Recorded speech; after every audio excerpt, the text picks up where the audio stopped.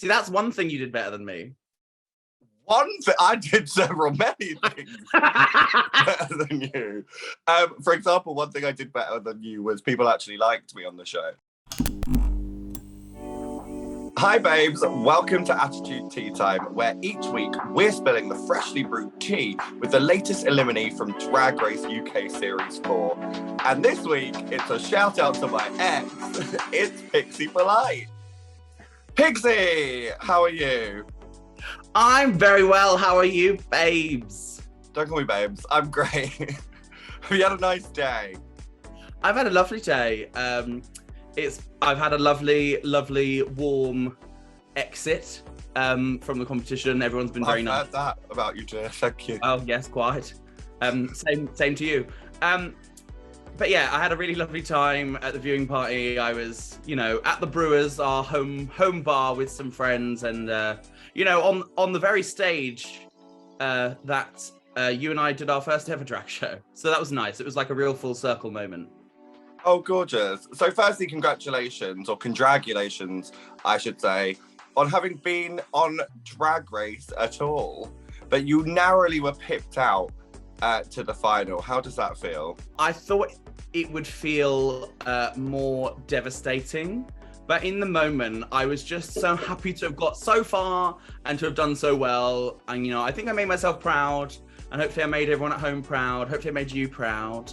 Yeah, I was full of a lot of, no, you weren't proud. No, okay. You thought I should have done better. Okay. Wow. No, I feel like you achieved your aim. You did better than me. So work.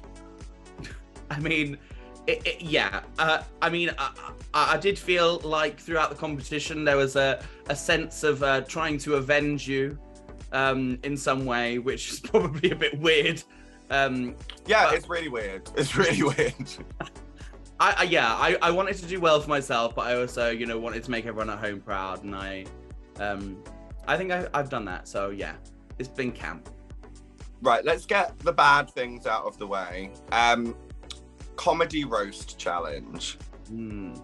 I don't want to use the word appalling performance, but how do you feel like it went? How do you feel like it went for you? I stand by a lot of the jokes that I told. I think maybe the issue just was delivery.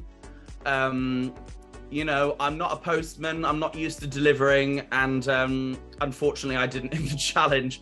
I got a few really good ones in there. I'm very proud of my my roast for Michelle. Hello, Michelle. Hiya. She actually came up in the world of ballroom, something she wishes more of her underwear had.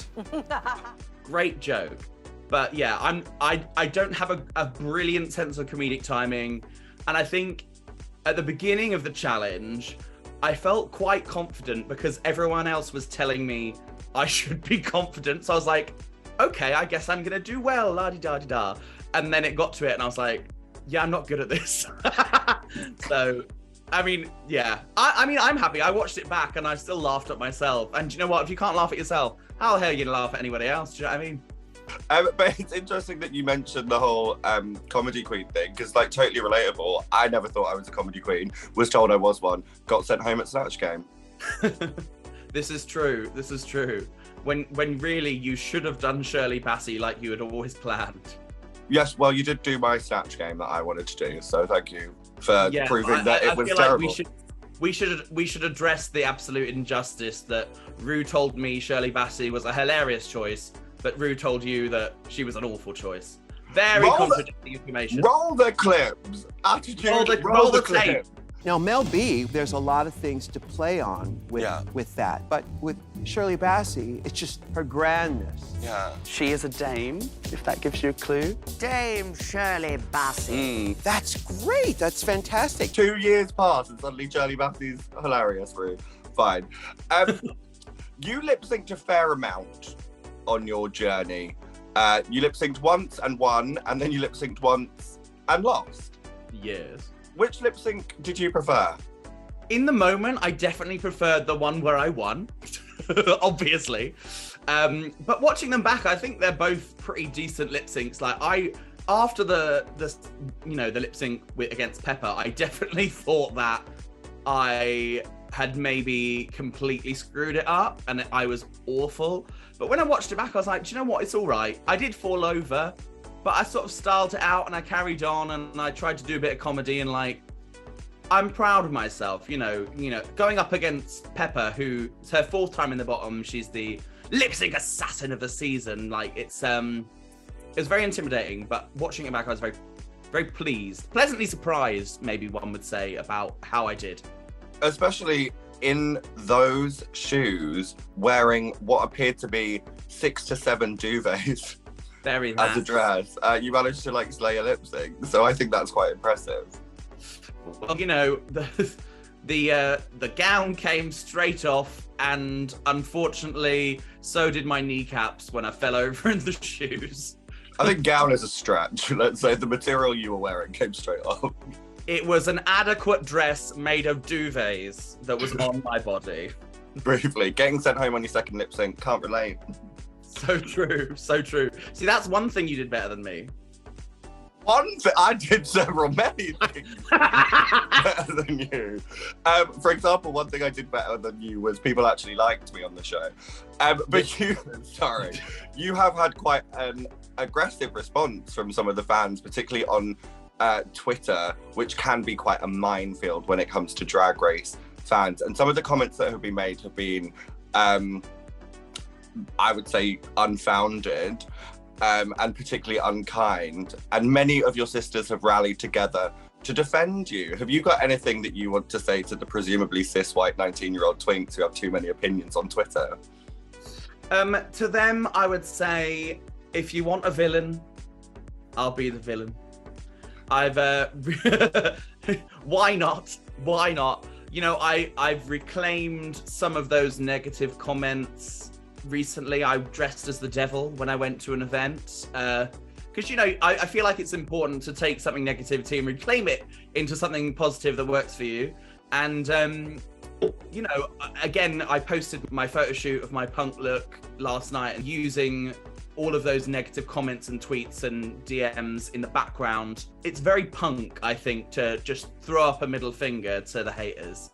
So, It was a struggle, especially the week Dakota went home, because that's when it really started to come at me full steam ahead, you know, atting me on Twitter, in the DMs, in the comments, like, so it was difficult, but, you know, I knew that give it a few days, it would all blow over, and you've just got to make a joke out of it, so why not? I mean, good for you, but obviously you had to come off social media for a period of time because it was like very overwhelming when Dakota got eliminated. But you came back, and that's the main thing. What was the thing that propelled you to remove yourself from social media?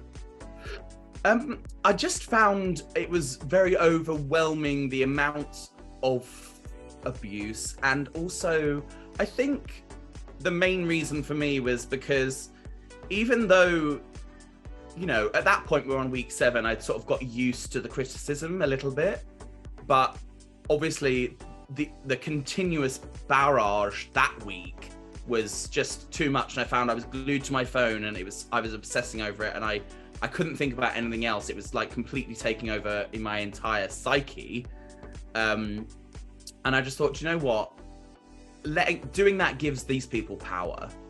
And I don't want to give them power over me. I want to remove myself from the situation and, you know, have a lovely day. I've also, you know, released my debut single, Give It To Ya, which is now available on all streaming platforms. The song for me is my own way of, off the show, you know, showcasing who I think I am and what I do in drag on my own terms. It's something I'm creatively in control of to show my fans and people maybe who don't even like me what I do that isn't controlled by the show, if that makes sense. So you wrote it yourself then? No, well, I edited some of the lyrics, but the song was written by, I don't know if you've heard of her. She's the pop princess of Drag Race UK. I think her name's Tia Kofi. Black Pepper. Oh. Yeah, no, Tia Kofi wrote it. She's a very talented, young, up-and-coming drag queen. I really hope she does well for herself one day. Cut that out. I feel like journalistically this is the worst one we've ever done because I have like nothing to say other than just having a chat because we were literally on the phone before this started. Yeah, we were literally on the phone every day. So final question, all the fans want to know, who was the top?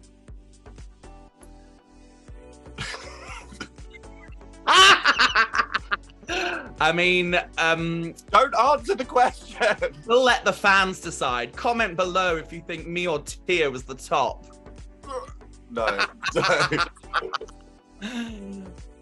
Oh, memories. I mean, good work. Well done. You did well. You came 5th. Yep. That's an iconic place to be, alongside Ahura, Scarlet Harlot, Blue Hydrangea. Pretty good company. All the ones who were really nice on their seasons. Yeah, well, do you know what? I said I'm the villain, so why not? Do you know what? They're nothing if they're not consistent across all 4 seasons.